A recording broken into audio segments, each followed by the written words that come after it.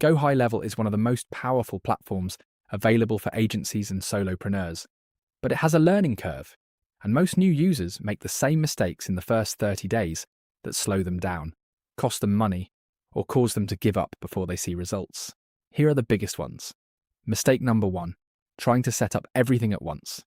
GoHighLevel can replace your CRM, your email platform, your funnel builder, your scheduler, and more. But trying to migrate everything on day 1 is overwhelming. Start with one use case. Get your CRM set up and your first pipeline running. Then layer in the other tools one at a time. Mistake number 2, ignoring the snapshot library. GoHighLevel has pre-built snapshots for dozens of industries and use cases, funnels, automations, pipelines, all ready to import in minutes. Most new users skip this and try to build everything from scratch. That is a massive waste of time. Start with a snapshot and customize from there. Mistake number 3, not connecting your phone number early. SMS is one of the most powerful features in GoHighLevel, but it takes time to register your number and get approved for messaging. Do this on day 1 so it is ready when you need it.